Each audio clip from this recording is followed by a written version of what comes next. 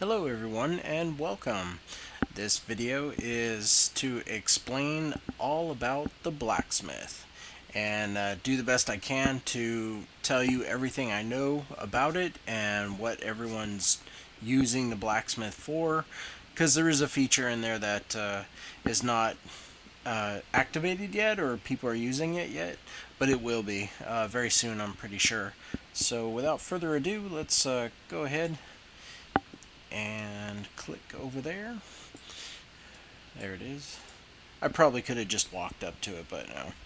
So when you build a blacksmith and you click on it, you'll see these three icons. The info one just tells you info about it. It's whoever uses that.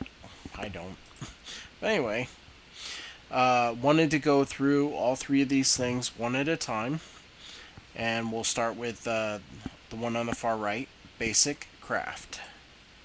So this window will show you all the different gear that you can craft and make for your character.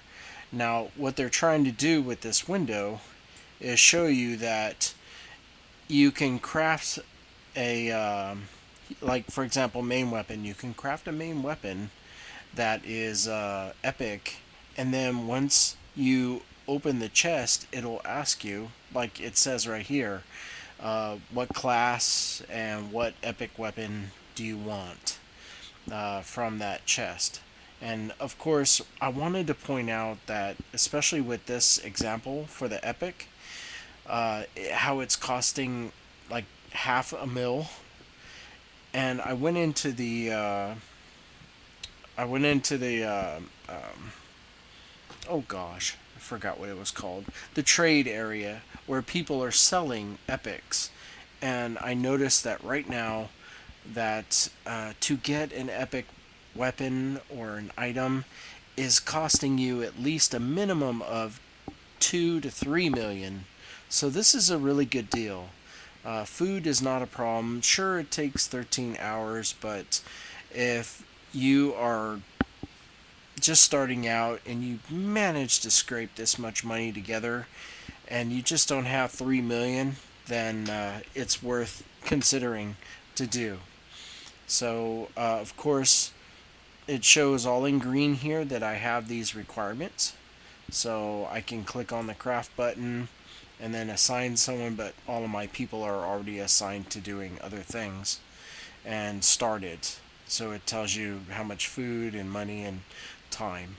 So that is how the basic craft area works. I honestly, unless it's a quest item or something that it's asking for, which I've never seen, I really don't see anyone ever crafting the unique or the rare or anything below that, because by the time your character is going through the storyline, you're going to get really good items.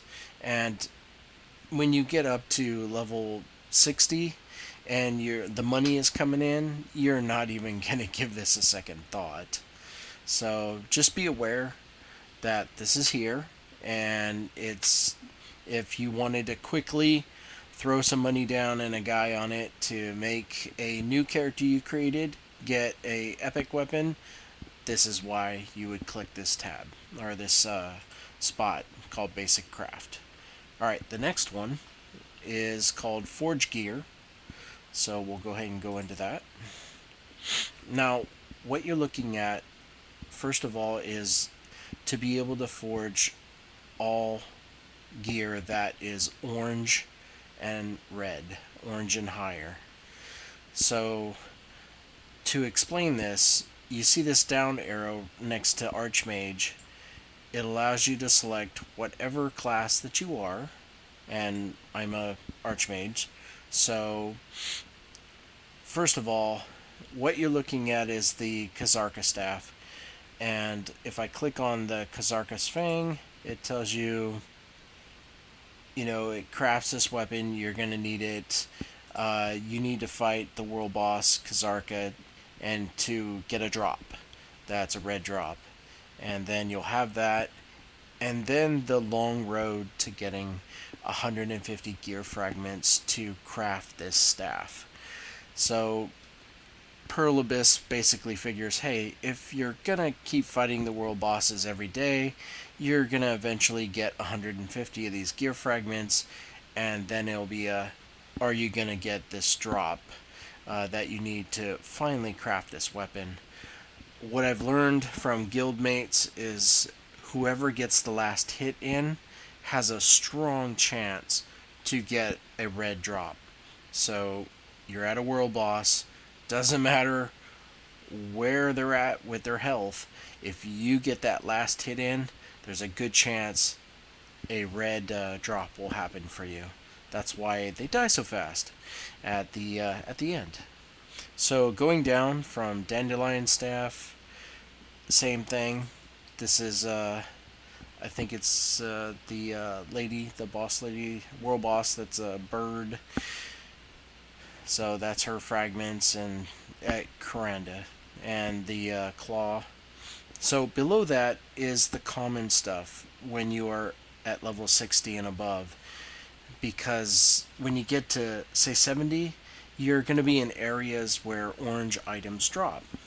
So the reason to be here, aside from wanting to get your own uh, Jin weapon, which is for anyone who's like going, why do I want a Jin weapon? Well, a Jin Leverto weapon is a very, very strong weapon. You can start enchanting it, but to get it, you need three of the you need three Leverto staffs to make one Jin staff, and then once you have three Jin staffs, then you can make, or excuse me, when you have three of these ultimates, then you can make one Jin staff.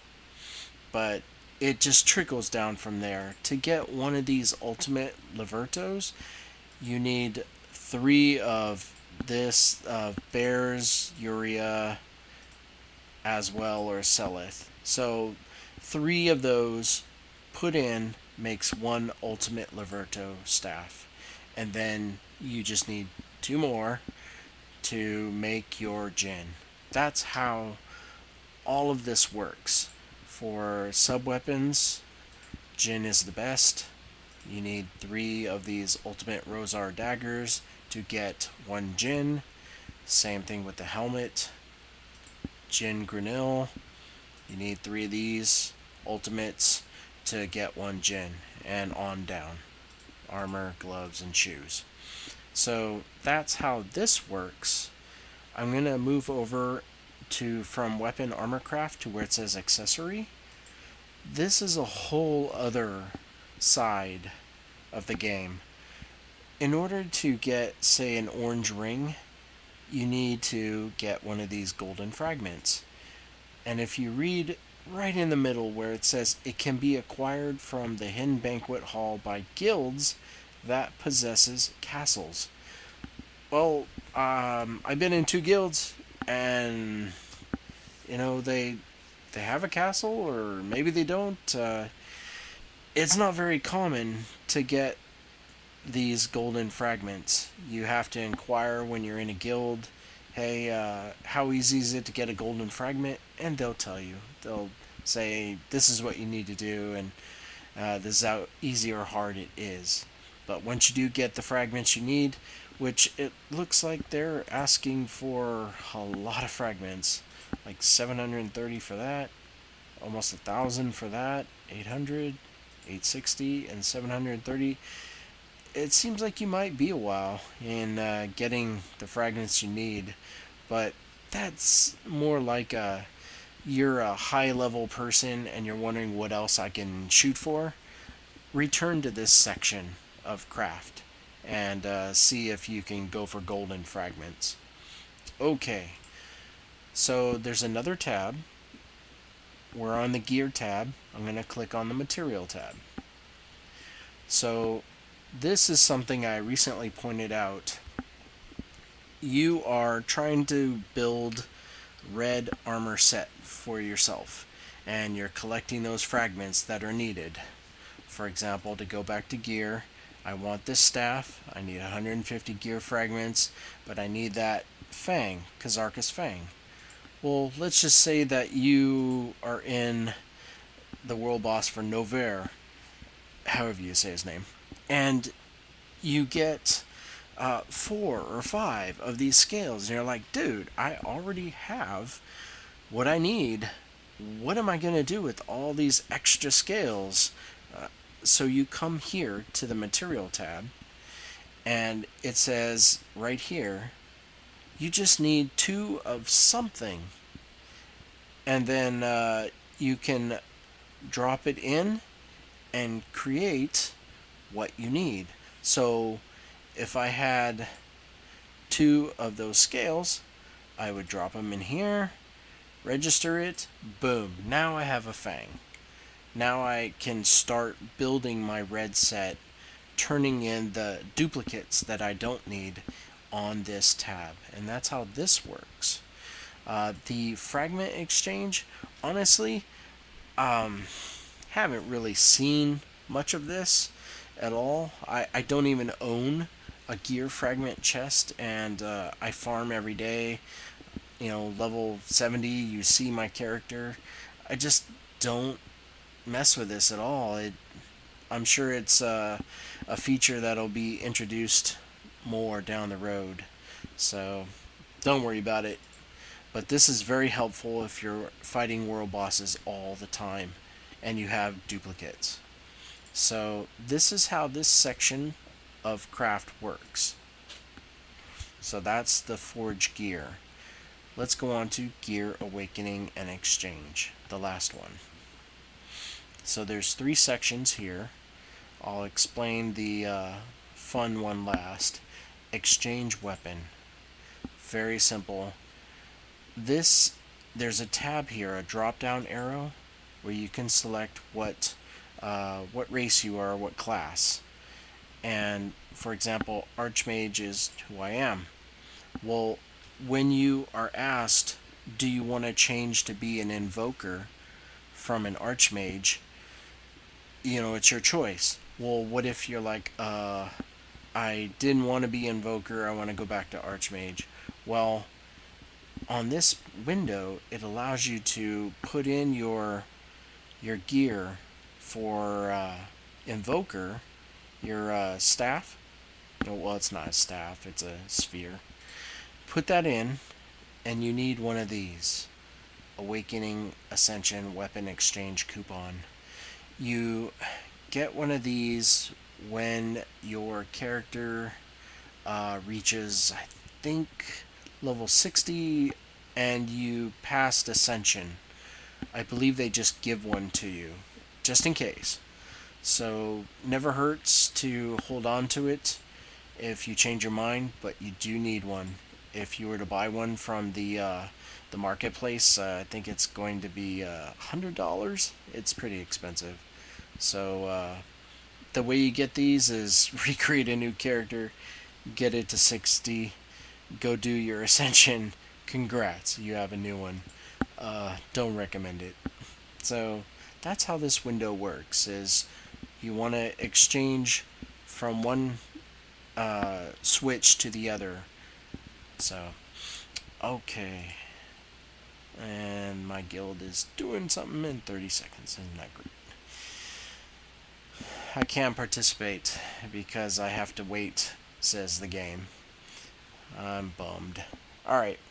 Next one is transform weapon. Excuse me. This I have not seen. I haven't seen any of these transformation coupons at all. They might be in the Pearl shop to buy, but personally I just haven't seen this be something that the game, that Pearl Abyss gives you, like, hey, have one. So this looks like end game stuff, like if you just wanted to change the look of your weapon. Same thing, you select your class you are, and then go for it and change it. It's a 1-for-1 exchange. So that's how the transform weapon works. But I don't know anyone who's done that. I personally haven't done it. And it looks like a feature for when you're bored. So, sorry about the guild alerts. I'll try not to make this video very long. The last one, and the most exciting, is Gear Awakening. This is when you get a Jinn weapon or Grinnell weapon or armor, and you enchant it to not +1, but all the way up to +40, where it stops. Then, once you, no, wait, I think that's wrong. I think it's just getting a Grinnell weapon or armor or greater. You can come to this screen, and this section will light up, indicating you have a piece of armor that you can awaken. It's very costly. I'd say easily more than 200 mil for, or excuse me, 200 million silver for one exchange, but it increases your CP dramatically. I'd say more than 75 to 100 plus gain. So if you have the silver to do this, then go for it, but just be aware it's very costly, and you kind of want to do this on armor and weapon that you're happy with, you're sticking with. Like, this is a Jinn weapon. It's already +40 enchanted. I need to awaken this thing. Let's go ahead and do it. That's what I'm talking about.